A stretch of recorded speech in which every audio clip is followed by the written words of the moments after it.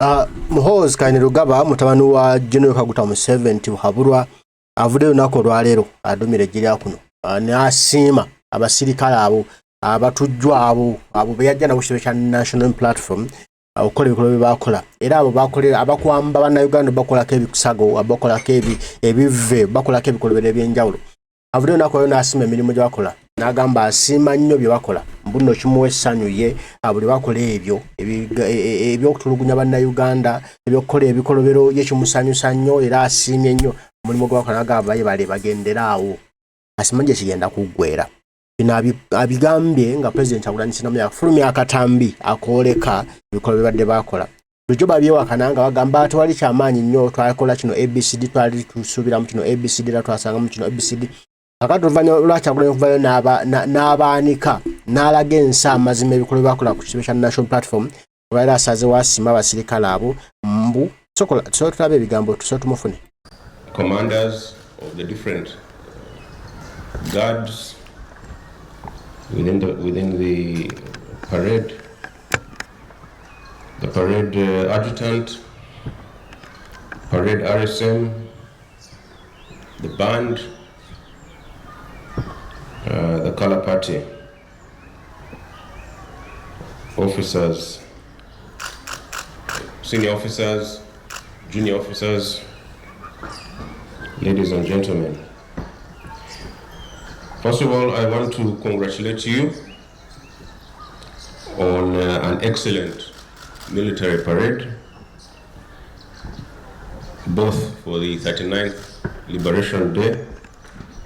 celebrations held in Muhoozi and for the 44th Tarehe Sita commemorations which were held in Chotera.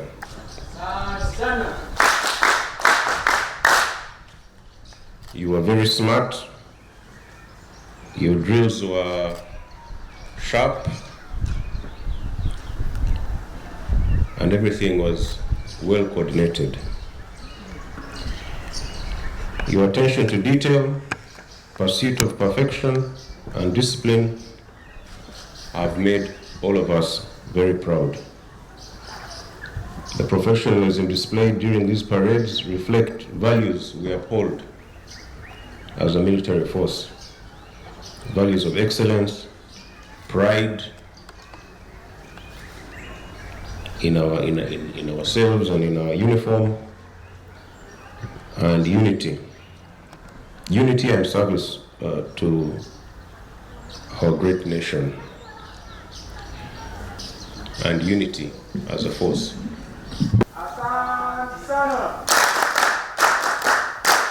Thank you very much. Sir, I wish to extend and thank you for your vision and decision to refine and modernize our parade format. The transition from the old to the new style has been met with overwhelming appreciation from Ugandans, further reinforcing the pride and professionalism of our armed forces. Sir, the parade participants who took part in the celebrations included the O group, which was under my command, and the 2IC was Lieutenant Colonel John Kulu. The adjutant was, we also had the parade admin. We had a team of instructors under the 4th Sir Major, Mr. Ekirita, and they mentored us well. I would like to take a moment to express my heartfelt gratitude for availing me such a rare opportunity. It wasn't an easy task, given that for us in Air Forces, previously we were thought to be only able to handle air matters. And sir, it is only after you came that you gave an opportunity to different services to be part of this task. Kali bwatu General Muhoozi Kayine Rugaba bwasiimye abasirikale be basajja be olw'omulimu gwe bakola omulungi era nga bano bakwasizza amabaasa ag'enjawulo nga basiima mwebale kukola bikolobero ba taata mwebale kungoberera abantu kola ebikolobero ba gundi abasiimye emirimu gye bakola generally n'asiima nti mwebale nnyo era ndowooza aba nga bakwasa amabaasa ag'enjawulo mulimu akantu emulaka mulimu ekkonje nanga kijambo sa nangu bakukokoona ngu bakukoolya nawe weeyagala nti kakati awo omulimu nkoze bulungi bansiimye ne banka lwobagi mbadde yaga okusiima emirimu gye mbadde nkola kale kati bino nno okubeerawo kiddiridde President Kyagulanyi Ssentamu Robert Bobi Wine okuvaayo olunaku olwajjo n'afulumya akatambi ng'ayongera okwanika mutabani wa Museveni ono Muhoozi Kayine Rugaba ebikolwa byakola ku kitebe kya National Platform anti baali beewakana tetwajja simasife abo baali batujju tubanoonya kale nga bamanyi nti nno Kyagulanyi talina bujulizi ate nga yatugamba nti nina kamera zange neekusifa ez'ekyama nja kujja footage muswalire wano yuka bo bajja basala kamera zonna eziri ku kitebe kite kamera bazijjawo ne DVR ne bazijjamu okwongera okulaga nti tewajja kuba bujulizi na bumu bukakasa nti nno UPDF police SFC jati yajja ku kitebe kya National Platform era bo badde nga basanyufu bali contented nti tewali bujulizi bubakakasa nti baaliwo tewali kiraga nti nno baaliwo nimini tewali kijja kutwalibwa mu kooti one day for fairness olw'okwa accountability kulaga nti nno baaliwo naye ati Kyagulanyi keyajjayo akatambi n'alaga nti nno baaliwo ebikolobero bye baakola byonna n'abiraga abasajja ne baswala abasajja ne baswaluka bulijjo bamuyita mbu nno mudongo simanyi oyo tamalaako simanyi oyo simugezi mu buyabuya simanya muyaga bikinga boogera bingi ne kumba ate mugezi nnyo yabasookayo kuba toyinza kukwata gavumenti namba nejja just mu office nejja ne tekinologiya yenna nejja n'abakugu bonna ne bakola buli kimu ekyetaagisa ne biwanookona tukamaze ka Bobi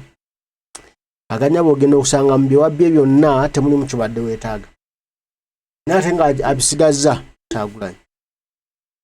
naye nga mu byewafubutuddeyo nobba n'opakira n'oteekamu n'oba ne byosigamu tewali kyofunamu kujja kukola yola nti I wasted my time naye nga Kyagulanyi yalira kubabula kyagamba gwe nkulina anna okubayita akatengu akajudde ejjeno Museveni akamuli buli wamu akamukutudde buli wamu yeekengera buli kimu yeekengera buli wano yeekengera wali neetateredde yennyini yagamba ye bannange ekyo ki ekigenda mu maaso ebintu nga byongera kundibako ebintu nga byongera kunkyankana nako ye wakola ebikolobero nabagwe bye baakoze ne bajja ku kitebe kya National Platform ne bajja nga ba SFC ne bajja bamaze ebitongole byonna ebyokwerinda babimaze byonna ne babeeta ku kitebe kya National Platform ng'omulama gwe baliko kutiisatiisa kanga kubba kusaanyaawo kutulugunya kutta kuteekamu butwa naye Kyagulanyi akulaga nno teyabatidde ne bannayuganda balaga tebaabatidde kati obujulizi butandise okuvaayo obwoleka amazima abasirikale bani abaaliwo era baali bazze kukola ki era baakola ki era biki